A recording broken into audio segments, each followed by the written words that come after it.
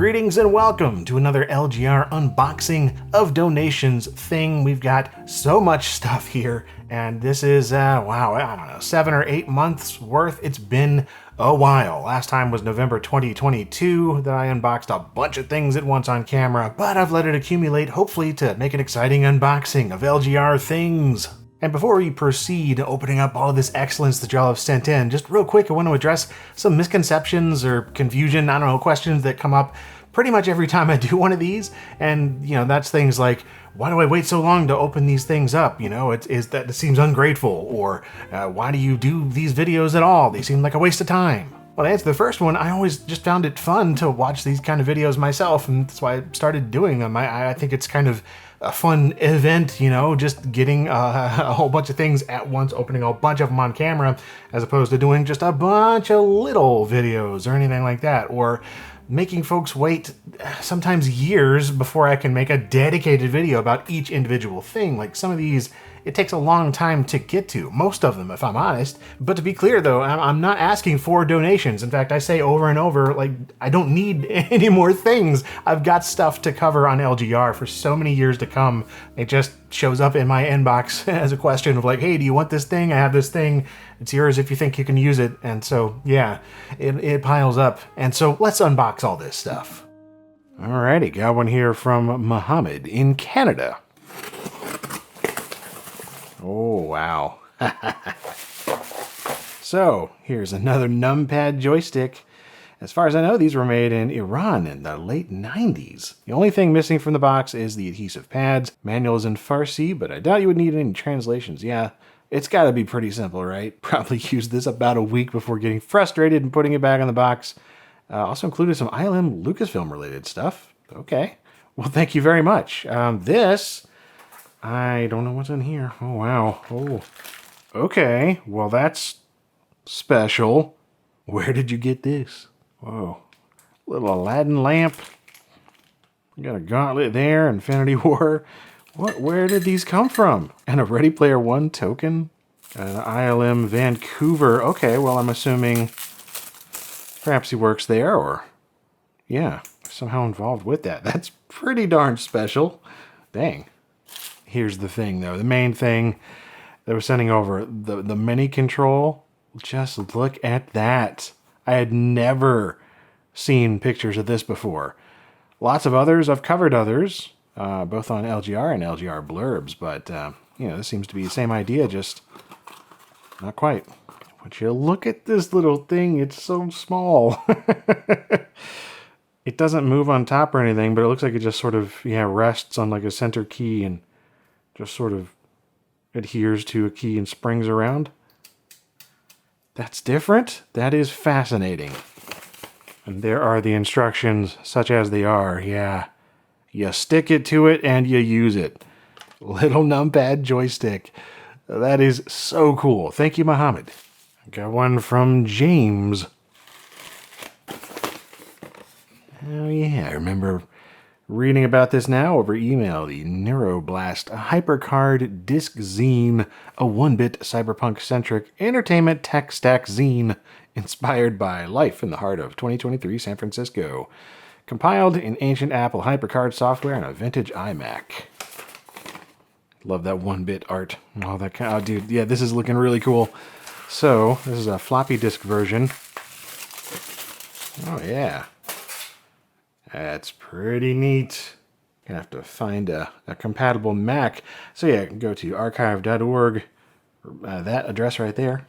You get a digital version that way, presumably, but yeah, the physical floppy disk edition released in May 10th, 2023. All right, well, I'll have to check this out. Thank you very much.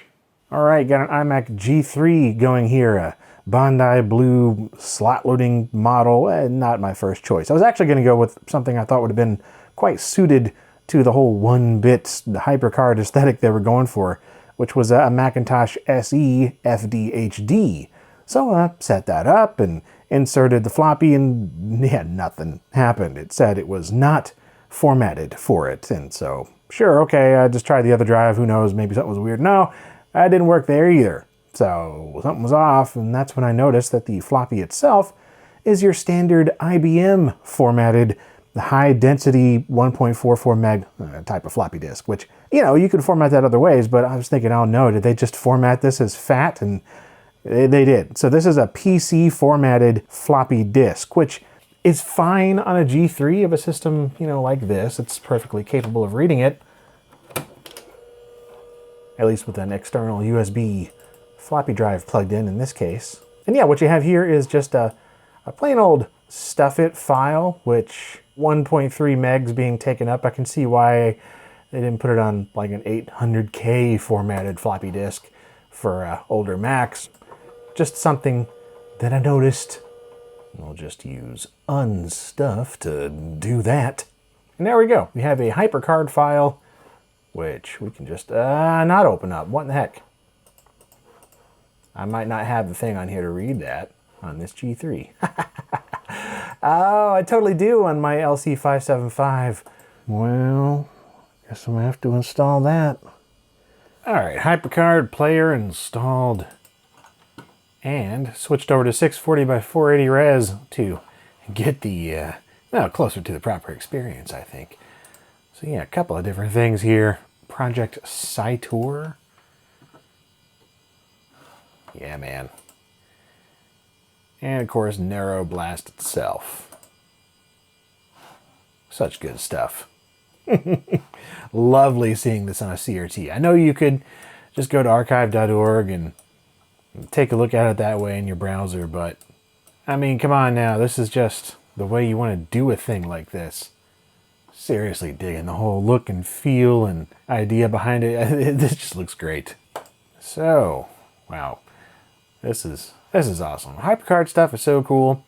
In fact, if you haven't played the game Hypnospace Outlaw, then you really need to if you like this type of thing. It's not exactly the same type of thing, but, you know, the vibes. Yeah.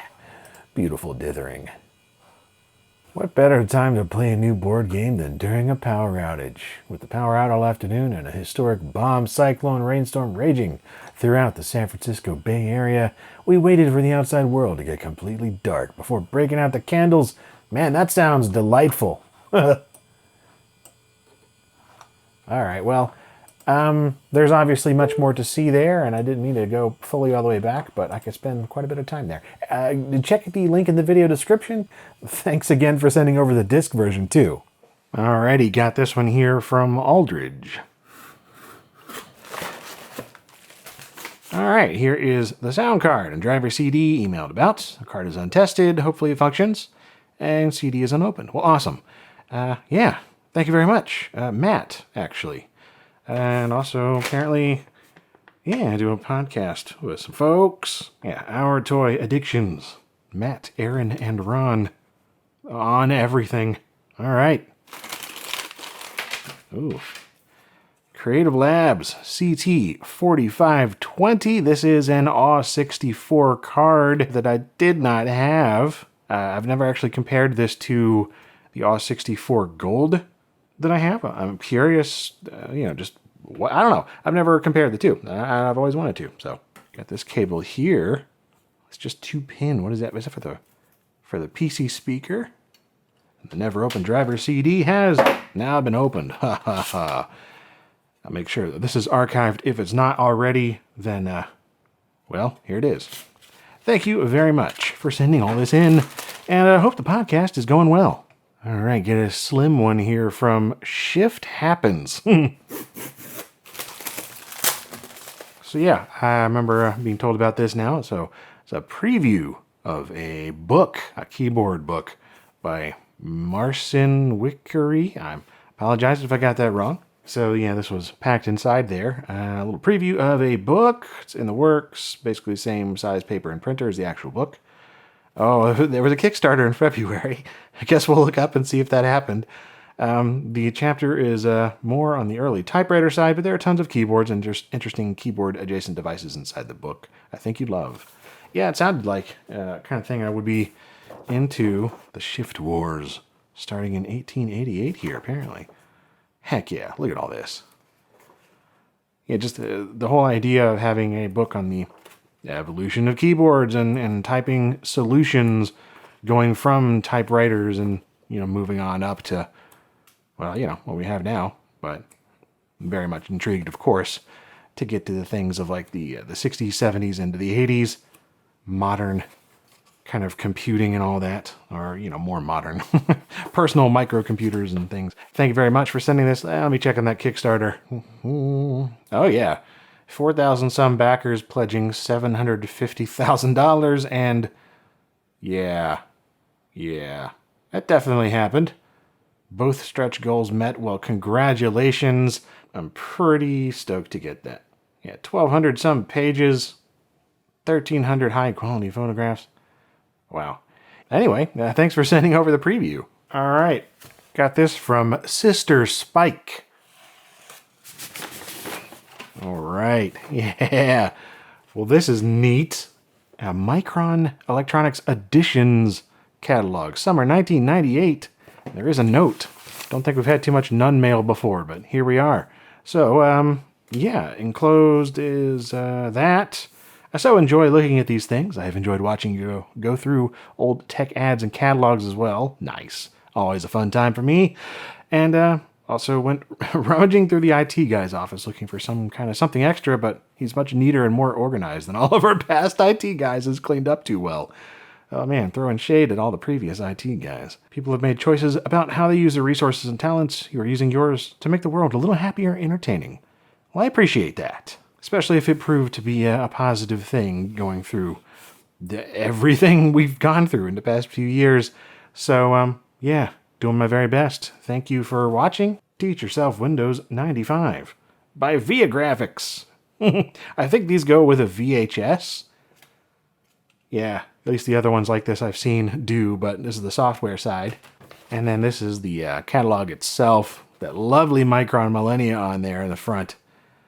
Yeah, this is interesting. I truly didn't know that Micron had enough stuff to have an entire catalog like this. I mean, I knew they were pretty dominant back in the day in terms of making desktops and some laptops, but look at all this stuff. I guess I don't really know a whole ton about Micron, like what their full business model was. I thought they were pretty much just like a computer manufacturer like Gateway or whatever, but dude, love all those old sound card and graphics cards, artwork on those boxes. There's a lot of good stuff in here. This is great. I like this graphic here trying to explain all the different types of SCSI. That's actually quite useful even now. Going through a bunch of retro things. Why is there so much? Oh yeah, and of course like Micron memory was a big thing, so I don't know. I guess I just never really thought to look at like what all Micron would be doing other than just like computers and whatnot. Well, thank you very much. Got this one here from Andrew. Clint, thanks for making videos and being awesome. Well, I try my best. Want to share my creation with you as you do with me. This book sounded fascinating, very much down my alley of, I don't know, always enjoying abandoned places, urban exploration. So this is The Abandoned Book, Thoughts and Decay, a poetic walkthrough of the abandoned by Andrew Egan. Dude. So, yeah, awesome photos. Seriously, dude, these are great pics. Oh, yeah. Oh, this is great. Thank you very much. Yeah, completely enjoy this type of thing. Used to love doing this type of thing more often in person back in the day, but it's been a long time. Anyway, check it out. The Abandoned Book, available now. All right, well, we got this one here from Craig in South Australia. Whoa, look at that. That is Sealed, the Command 3D Sound Engine, a must for your PC joystick and sound card. 3D sound you can grab and control. I don't know if I've ever wanted to grab and control sound, but now we can. Well, look at this little thing. Like it kind of just looks like a breakout box for your game port and sound, but it says the Command 3D Sound Engine is a joystick-controlled 3D sound processor, generating a dynamic 3D sound field from only 2 speakers, and it shifts in response to joystick movements. Absolutely my type of weirdness and oddware right there. Thank you very much for sending this over. Didn't see a note, but yeah, this is awesome. There totally was a note. There was a note in here. All right. Obvious totes out to yourself. Is the totes out obvious? I don't know, man, but I'll take it. Thank you. So the 3D thing is associated with the local Adelaide Retro Computing Group. Or is it Adelaide? Recently approached by a member who's been clearing out his deceased brother's estate, and he offered to donate some 286, 386, and 46 boards, doing some fundraising with that, and they're helping to move all kinds of stuff. We found some miscellaneous things as well as this Sound 3D engine. Oddware indeed. So in memory of Vic Dunda from Adelaide, here it is. Shout out to Vic. Sounds like he was a real one. And also to the Adelaide Retro crew and Craig and everyone.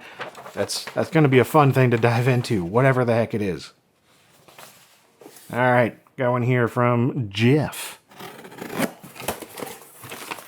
We got ourselves a cool crab made from all kinds of nice little characters.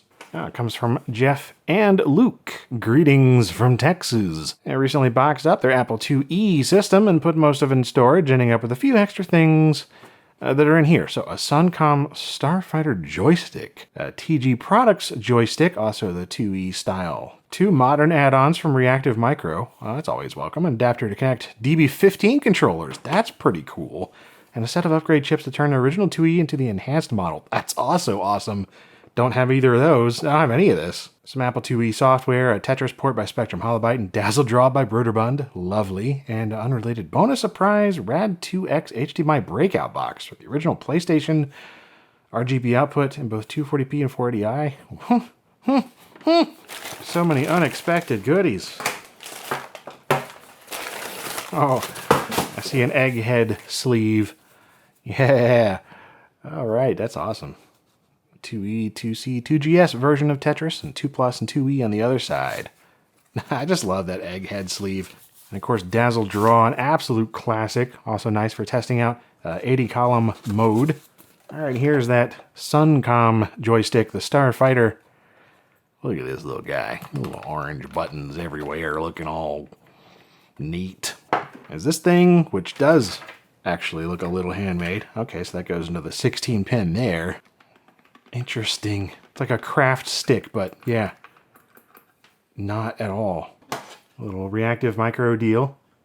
Converts PC joysticks to Apple II, or 2E style. That is just neat. And the 2E enhanced upgrade stuff. That's pretty cool too. Wow. Definitely got to put that in one of my 2Es. I actually have one that I need to restore kind of a lot, but that would be really cool to put in there. And then I guess this is the PS1 deal. So RetroTink Rad2X. I thought that sounded familiar. Have a number of other RetroTink products, but yeah, put together by retrogamingcables.co.uk. Have a bunch of their stuff too. So yeah, thank you very much. Like, this is all stuff entirely in my wheelhouse, including this. Been going through PS1 things more and more lately. So yeah, wonderful. Got this one here from William. Not seeing any notes, but yeah, I do remember the email about this. Roller Coaster Tycoon on the Xbox. Don't know if I even realized he was on there. I certainly didn't have this, and I am quite curious what that port is like, because that is just, I have no idea what to expect, so thank you for sending this curiosity. Yeah, so just looking, he did include a message over email a while back, so I said he's a huge fan of the channel, found it about 4 years ago, has been watching since, and then mentioned the copy of Roller Coaster Tycoon for the OG Xbox, and that it's supposed to have Corkscrew Follies and Loopy Landscapes DLC on the same disc. Doesn't really know too much about it, so hey, thank you again. That's really cool. Looking forward to trying it out, and hope you continue to enjoy the channel. All right, got this one here from, sorry about pronunciation, Ulla Henrik from Norway. Well, we have an industrial 16 gigabyte, 2.5 inch PATA SSD. That is a perfect form factor for upgrading old laptops. Perfect size too, 16 gigs? That's actually really awesome. I don't think I've ever seen an SSD with a PATA like this form factor, 2.5 inch, and the style and the connector and everything. I see why I said yes to this. Definitely going to be trying this in some kind of an upgrade, replacing an old spinning rust drive. So thank you very much. Got one here from Derek. All right, here's the fully customized Razer / Belkin Nostromo N52 gamepad. Yes, hope you have as much fun using it as I did making it. I'm sure I will. Thank you for what you do and inspiring folks like me to get into or back into the hobby. Yeah, I appreciate that. So apparently completely customized this with, well, a certain theme we'll see here in a second. Also asked a question, have any other game publishers reached out to you to include your Duke voice talents in their games? It was spot on in Gas Guzzlers and made the game more enjoyable. Well, yes, but I have said no to anything since because I really don't want to like step on anybody's toes, especially St. John doing the real Duke voice still. And, you know, as long as he's still available, I think he should get first dibs. And so I always tell folks that. Anyway, whoa, that's awesome. Look at that. Dude, that's fantastic. This Ultima-themed Nostromo. Wow. That's so cool. Ultima 1, 2, and 3 right there. Again, loving this, like the handpad thing. Never actually been a huge fan of these types of controllers, but this is truly unique. Look at that. Yeah, I'm gonna have to try using one of these things again just to put it through its paces and use this bit of art. That's super, super cool. Yeah, thank you very much. Don't know if he does these on commission or just like on his own, but yeah, if he's in the comments down below, then yeah, feel free to put your information down there, sir. All right, got one here from John. Wow. Some sealed Epix titles here for the PC DOS version of Winter Games. Yeah, that's awesome. Street Sports Basketball. Got a little bit squished, but whatever. And World Games. Ooh, and even got that Kmart UPC there. That should smush back into place okay. Yeah, don't think I had any of these for the PC, that is, in box. So thanks so much for these. I didn't see a note, but is much appreciated. All right, got this one here from Tanner. Oh, heck yeah, man. Hi, Clint. It was a pleasure to meet you. Hopefully you enjoy the shirt. Yeah, absolutely. I got to meet Tanner at Midwest Gaming Classic in 2023. It was just awesome. Like, just hanging out. So yeah, he had this pinball table he's making. People just make pinball tables. Anyway, this one called Trashland. A fascinating board on the back and everything where the, you know, dang, goes up and it's like vertical for a bit, and then it goes into this bit and then it drops down. All these little bits everywhere. Obviously not finished yet, but it is playable. See, we got a message here from Tanner, a bit more information. Things have been progressing well. Excellent. So now there's an actual rule set in place and experimenting with adding a Hot Wheels style spinning accelerator to the center ramp. That would be awesome. Yeah, because that's a tricky shot indeed right there. But yeah, 8 flippers, 3 mini play fields, 26 total mechanisms, very short and wide. Yep. So it'll be for sure at Chicago Pinball Expo in October and MGC again next year. I don't know if I'll be going to either one of those, but man, I hope we get to hang out again because it was just a fun time. And yeah, he said he sent me one of these shirts with Trashland art. It's just something about the style and the aesthetic and just, I don't know. So thank you, Tanner, for sending this in, and continued luck on the Trashland table. I can't wait to play the complete thing sometime, and I will be wearing this in anticipation. All right, got this one from Harry in Dubai. Received some stuff from Harry in the last unboxing, I believe. Oh yeah. More of those wonderful mouse pads. I've been using pretty much all of them ever since the last episode. Yeah, this is delightful. These are really well made. Some of these are, I think most of these are based on old school designs from the 90s. Oh, dude, a recreation of the classic Duke 3D pad. That is wild to see. Wow. Very accurate, too. I do have the real one of that. Commodore Amiga, the lovely chess background from Windows 3.0, and the Windows 95 setup. All right, so yeah, some additional vintage mousepad recreations from the 80s and 90s, still homemade and custom printed. And since so many of y'all in the comments were asking last time, like where you can get those, asked them to include some extra information here. So there's things going on in terms of a website as well as an email so people can share their own designs and scans. It was created with Front Page Express, which apparently still runs on Windows 10. That is so cool. I've checked out the site, and yeah, greetings from France and Dubai. Big old QR code. I do recommend checking it out because these are seriously wonderful quality. The fact that this looks so accurate to the original, these are so good. Thank you for sending these over, Harry. All right, got one here from Landon, or I guess Landon's mom, if I remember correctly. Yeah, his mom got in touch a while back and said he was a big fan of the show and wanted to send some things in, so here we are. A letter from Landon himself, a nice Windows shirt there. I love your videos, and you're the one that inspired me to love old computers. That is awesome. Happy to hear it. Have a TI-99 4A Macintosh and Windows NT computer. Also sent a floppy disk. Can you sign and send back? I have done that already. And also included some goodies. I'm 9 years old. Indeed. So check this out. Some art here of a computer reset. I like this. You with phone. Because you didn't have good AV stuff. It's very true. Very much did not on that first trip there.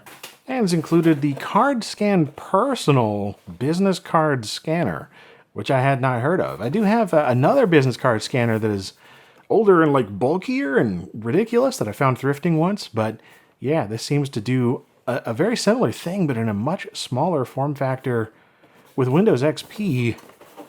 Nice little tidy thing there. That's pretty cool. Just stick a card in there and it comes out the back. Oh, that's awesome. Well, thank you very much, Landon.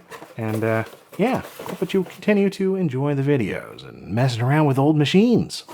All right, got one here from Steven. That is very, very shiny. All right, here is the fun pack for the Palm OS we discussed previously. Indeed we did. Thank you, Steven. And yeah, for sending this over.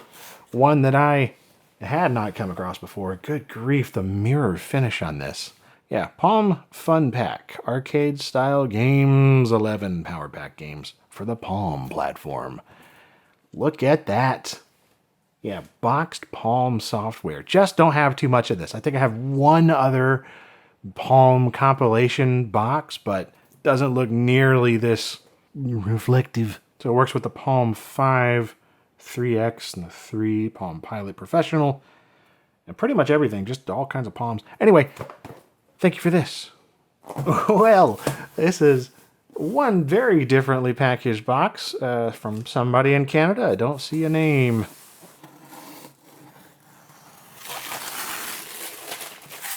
Ooh, speaking of Palm, this is not a Palm, but it's in that realm. That is a Handspring Visor Neo 8 megabyte. I've seen some videos about them, never actually used one.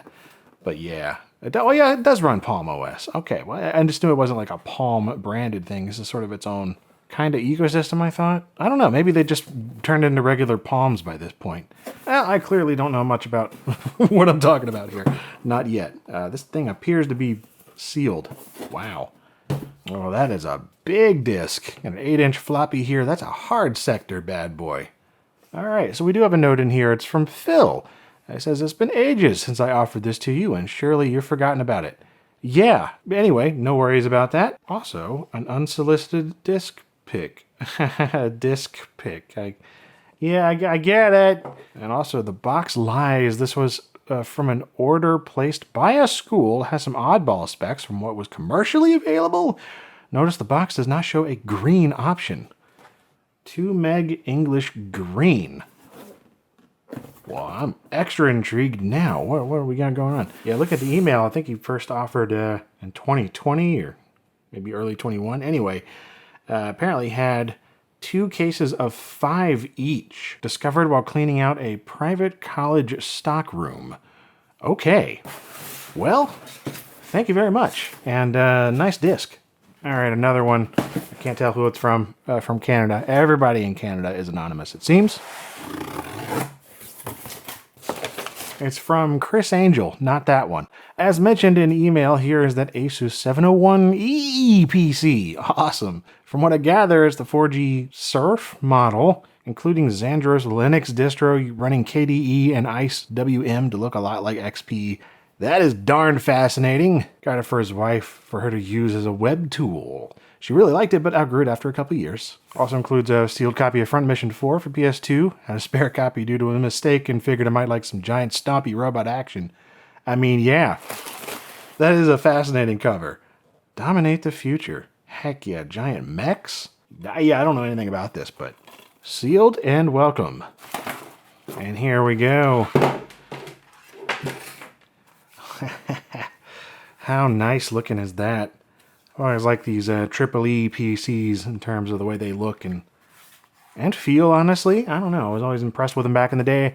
Ended up getting an HP Mini 1000 series instead, but yeah, I remember going into Best Buy being like, dude, look at these little doohickeys. That's pretty cool. Apparently the battery still holds a charge of some kind, but not at the moment. I have to plug this in and see what happens. All right, well, it's not turning on with the battery installed, so maybe it'll do its thing without it. I see lights, that's good. Hey, there we go. Dead CMOS, of course, but we do have power, so is it just fully refreshed with whatever was on there? Oh, that was just turned off. A little bit of things to figure out here, but awesome little machine nonetheless. Awesome looking at least, and hopefully we can get it working in some form. So thank you once again for all of the things. Yeah, I got this one here from Cam in Canada. Ooh, I see Duke. My dearest Clint, in sketchily written letters. I hope this letter finds you well, or whatever. Indeed it does, or whatever. I'm sure this is being opened sometime in March or April, or if only, July. Anyway, yeah, we did briefly speak about some sweet Duke swag. I love this stuff, but I needed a new home and found one, much like the toys in Toy Story 3, given to Bonnie at the end of the movie. Before Andy went to college, I guess. I don't know. Yeah, we'll leave it there. Nothing else ever happened to those toys. There was never a fourth movie. Anyway, we have right here the Duke Nukem Forever still sealed E3 press package, I guess, with also Max Payne on there. That is just wonderful. But I believe this has the trailer for Duke 2001. That's such a neat thing to have. I don't care that it's sealed. I am opening it. Plus, it kind of sounds like things may be breaking and like scratching anyway, so, yep. Much better. Yeah, that's a bunch of plastic bits just coming out of there, but, oh yeah, stuff was getting scratched up, so it needed to come out. Anyway, look at that. That is just phenomenal. Yeah, it's a properly pressed DVD. And a pressed DVD, but I mean a pressed DVD. It's not like it's burned. If this is not scanned in somewhere, I will take care of that, but yeah, look at that. That is an incredible piece to have. Yes, when it's done. Target audience, original Duke fans, action movie fans, every red-blooded American male, and some groovy chicks. Yeah, you know, it's Duke Nukem marketing, all right. It's just great. And the fact that this is leaked since and is now being fixed up and enhanced and sort of completed by some folks in the modding scene and just hardcore Duke Nukem fans, way more hardcore than me even, is so cool. So, yeah, let's just see what's on here. I mean, we know what's on here, but let's look real quick. All right, got the DVD inserted in the PC, and yeah, it's just a regular old DVD with your DVD files on there, and that's all you get. So, there it is. Always been on Duke, nothing to lose. Except like 15 years of development time. It's okay. Anyway, we got a nice little menu here. So you can select from the Duke Nukem Forever trailer or the Max Payne trailer. And yeah, it's the one you've probably seen who knows how many times over the years. Just in full DVD quality. Honestly, it looks pretty good.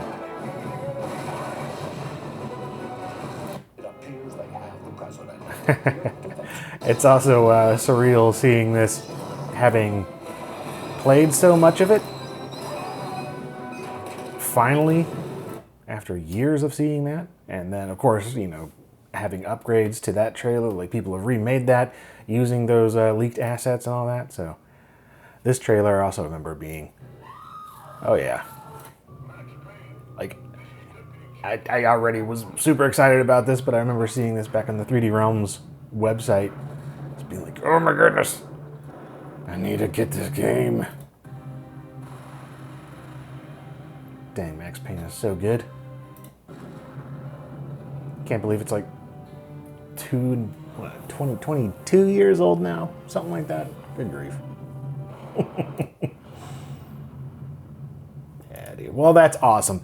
That's just so cool to have this actually right here on the original DVD that it was distributed on. So, thank you again for that. I also have a little Duke Cozy. One of these little guys. Duke Nukem Forever is when it launched in 2011. Got some of these, which ended up being some of the art just plastered around Duke's apartment or penthouse or whatever.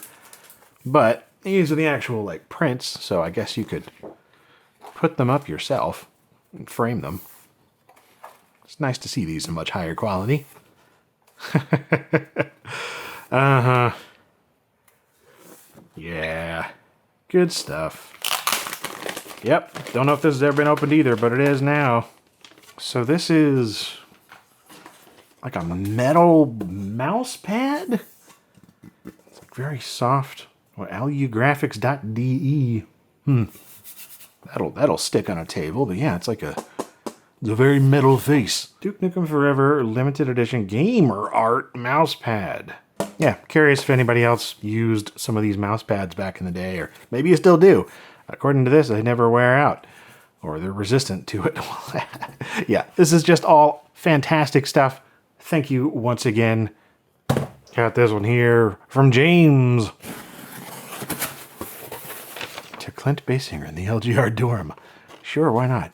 Remember all those times you thought you'd be getting some really cool presents for Christmas or your birthday, and it ended up all being closed? Yeah. Well, this may be closed, but maybe not as boring as you expected. So some years back, they were closing down a building at the company complex, and I found a box of these promotional polo shirts.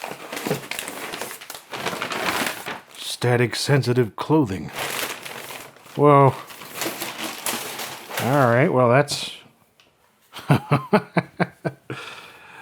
Terraplex Integration Centers. IBM on the sleeve there.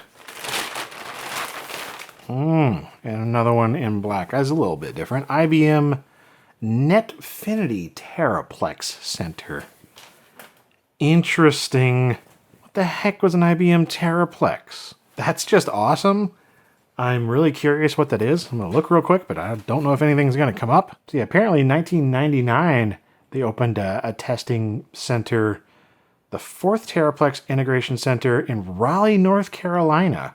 Don't know if that's where these shirts came from, but yeah, interesting that was in our my state. Yeah, that's really cool. Well, thank you very much for these shirts. They sure do smell like old shirts, man. This is like this room is. Oh, it's like the back of a thrift store donation center before everything gets washed. Thank you. This is a deceptively hefty one from Matt. Matt Harushka, friend of the channel for a while now. Let's see what he's got this time.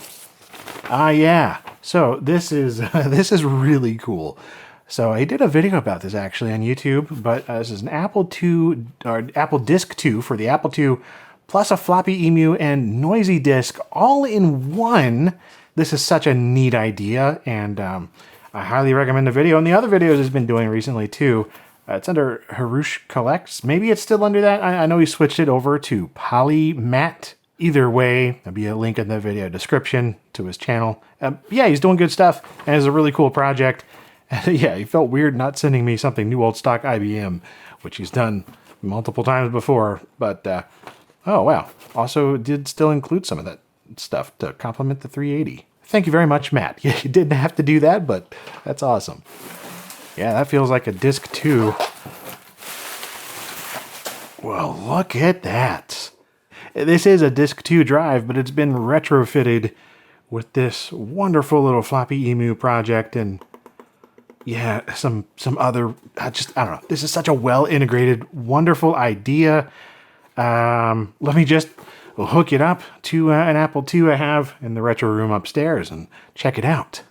All right, got it plopped on top of a regular disc 2 drive and plugged in the same way to the disc controller inside. And there we go. You could hear that seeking sound or repositioning of the head going on in there with the little noisemaker that is installed inside, which is I think a solenoid type of thing. I don't exactly know, but it makes sort of mechanical movements that are actually pretty convincing. Let me move over to what you can see on the screen.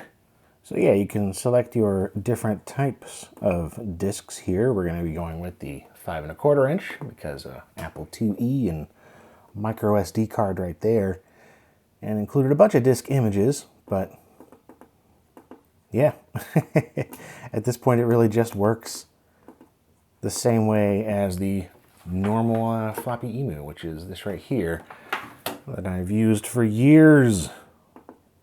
Let's just get something going on here. And I'm going to put the microphone up to here so you can hear the thing load.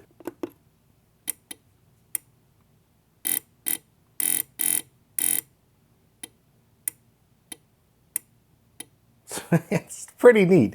Not an exact replication of what a real drive sounds like, but honestly it does the job of letting you know that the stuff is happening and it's not just complete silence. I'm gonna load this again so you can see it from this angle.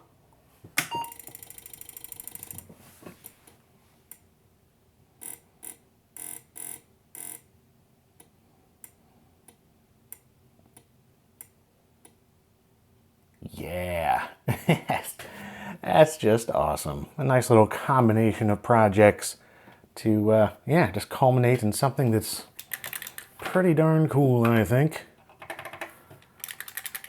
This joystick is plugged in, but it's not working, so.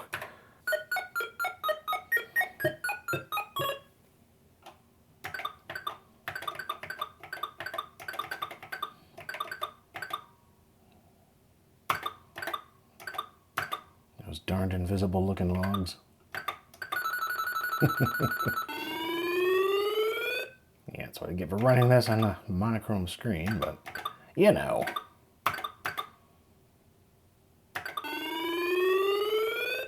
Well, anyway, this thing is awesome. You can just eject the disc there and swap discs, and yeah, it's all the floppy emu things. Anyway, thanks again, Matt. This is awesome work. Actually, wait, let's just take a look at this.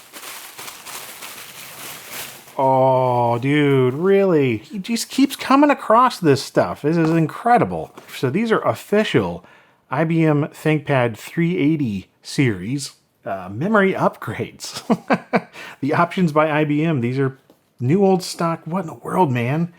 So 32 megabyte, 60 nanosecond, 3.3 volt Edo RAM. We got to open one of them up, and this one's kind of torn. So let's do it.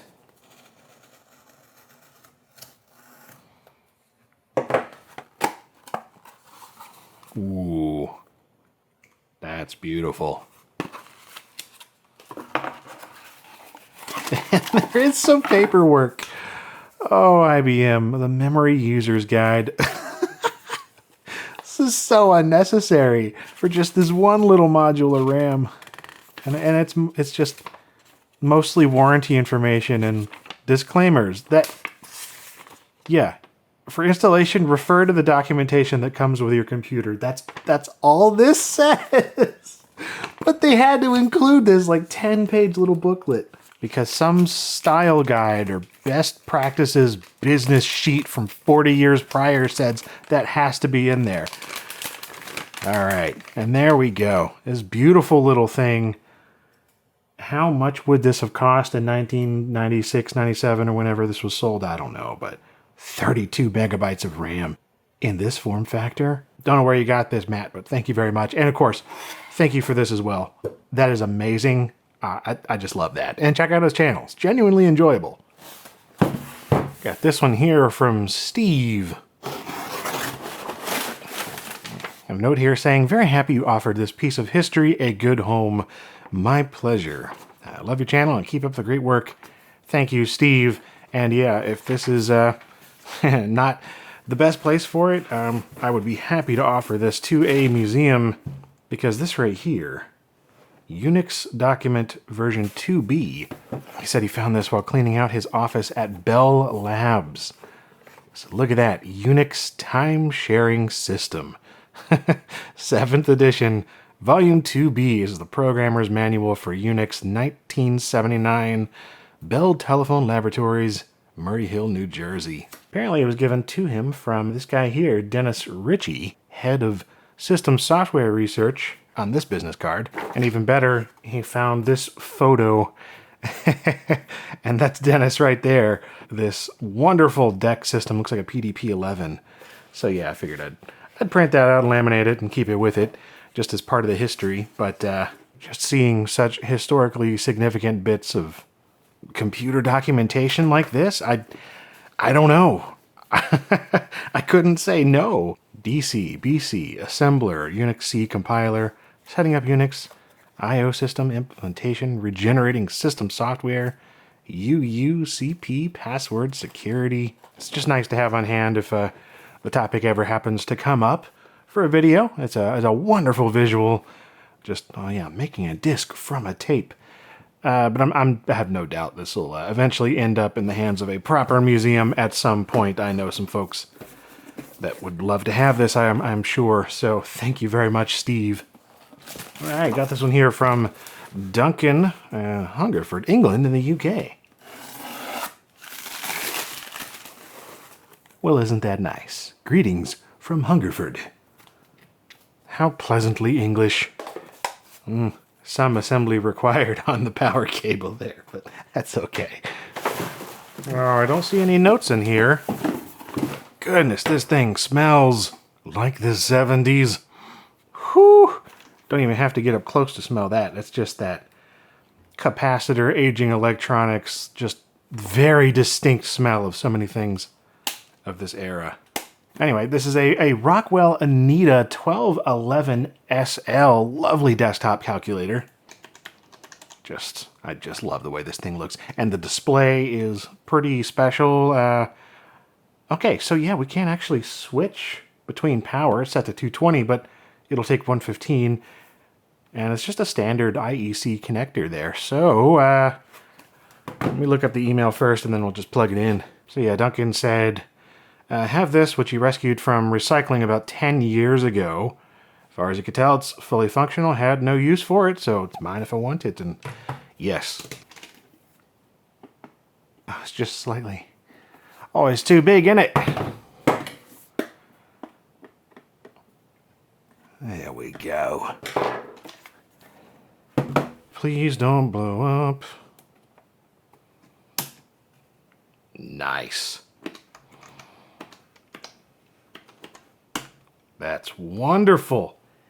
That display is so vivid, even in really bright studio lighting. Look at that.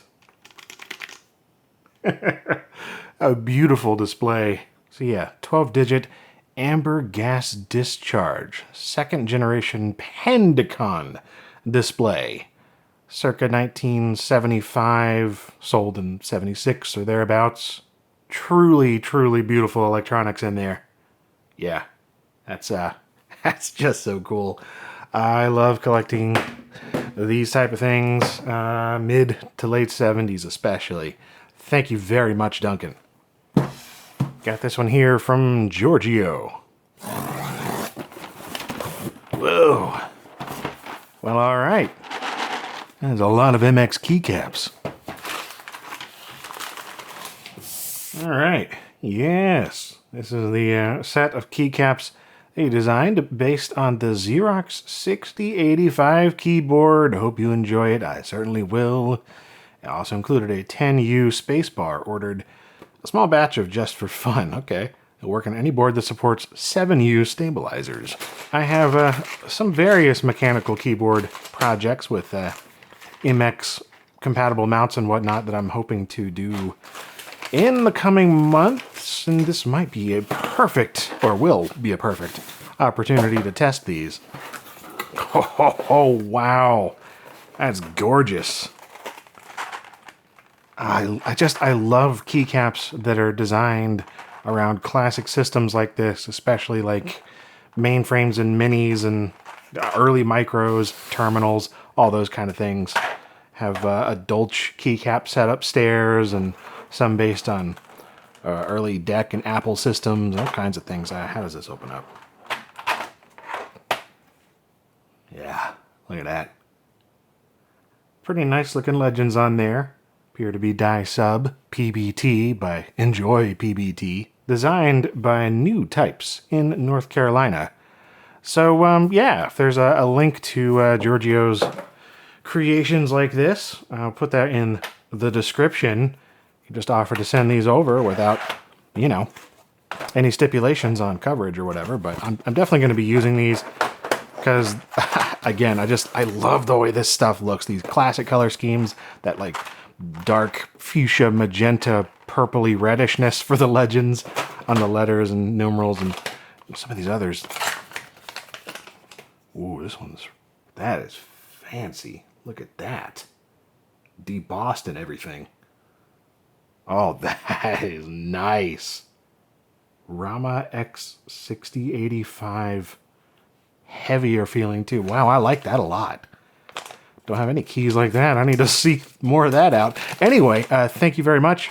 And look out for this installed on some kind of a keyboard or two in the future. All right, just a couple left here. This one's from Lewis. Clint, thanks for all the great content. Thank you for watching and for whatever's in here. Oh, isn't that lovely? We have an OG Tandy bag. A nice little thing to have for really all kinds of systems, but no doubt designed for an early Tandy portable. I don't know, it almost looks like it could fit my RL HD in here, because that's a pretty slim, small desktop, but I doubt Tandy made this. Bunch of stickers for various Windows versions. Well, this is just fascinating. Here's a Tandy service invoice from August 5th, 1993. The computer's battery would not hold a charge. That's unsurprising. Bad battery, replaced. Doesn't say what kind of computer it is. Although there is a catalog number. I'll have to look that up. Yeah, that was $95 to get that service done. 25-3502. Yeah, that is the computer. Nice. So this is probably what was in there. A Tandy 1800 HD DeskMate. Has a spiffy looking machine. Wonder what happened to it. Because yeah, this didn't have a computer in it, I don't believe, when Lewis found it while thrifting a while back for a couple bucks. So anyway, thank you for the bag though. I have a number of systems I believe will fit wonderfully in here. And lastly, got this one from Coulter. Right on top here. What is Circuit City Music? Gift certificate? And this is straight up music. It's like a sampler. 1995. Got some Blondie, Robert Palmer, Steve Miller Band, Grand Funk Railroad. Wow. Jethro Tull, Billy Idol. There's good stuff on here. Look at that. Unbeatable low prices guaranteed. Circuit City. Oh, ha. I like the sunglasses.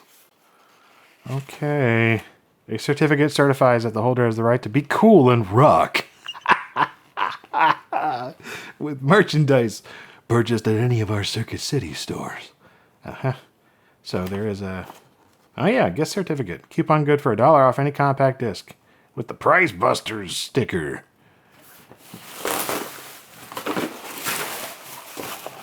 That is a computer. What we have here is a Toshiba satellite, the T2105. I think it's a 486. A little rattly, but otherwise in pretty decent shape, other than the usual scuffs. Has a standard figure 8 power lead kind of thing right there. There's no way the battery still works. Yeah, just get a cable, plug that in.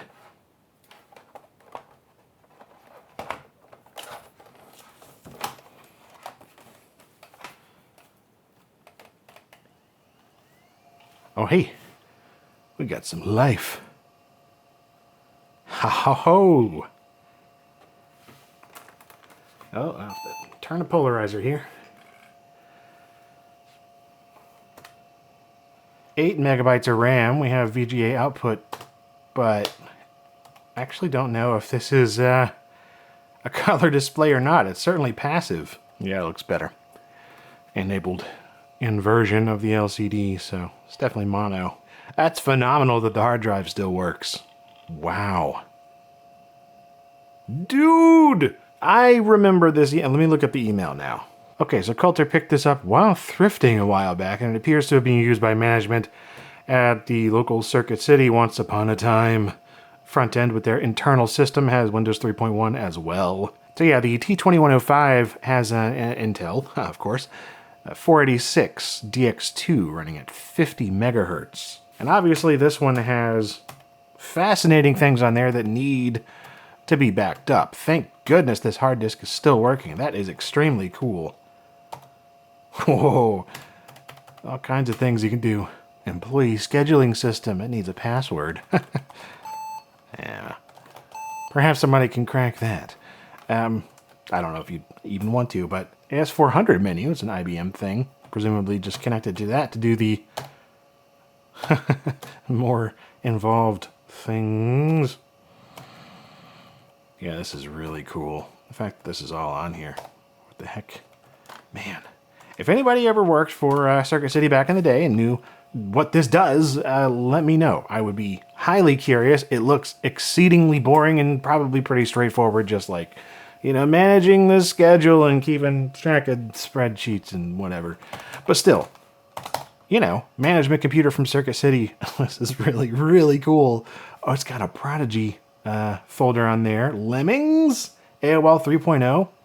Definitely going to be just backing up this entire thing, making sure it's all saved, because this is a wonderful little time capsule. Ooh, it does have a color driver that loaded there. So yeah, presumably you just plug this into VGA and get color output. This poor display, you can't even see. Where's the mouse? It's there. Oh, there it is. Ooh, boy, it needs mouse trails really bad because I'm moving it. Can't see a thing. That's what mouse trails is for. I know they did make these quite often with a color display, but I think those are the ones that end in like C or CS for the model number. So anyway, yeah, thank you so much for this. It's pretty darn special. Okay, folks, well, that is it for this particular LGR unboxing. Don't know if there will be another one this year. I would guess not. I don't really get donations terribly often anymore. Well, I would if I were able to say yes to them, but space considerations are always a concern, and of course having too much stuff, honestly. I got way more than enough to cover for so very long, but thank you very much for sending all this in. This is phenomenal. And of course, much appreciation to anyone and everyone who has just straight up offered to send things, and it's always appreciated, even just the thought. So hope that you enjoyed seeing this unboxing, and if nothing else, there's more videos always in the works here on LGR in the near-ish future. And as always, thank you very much for watching and for your support.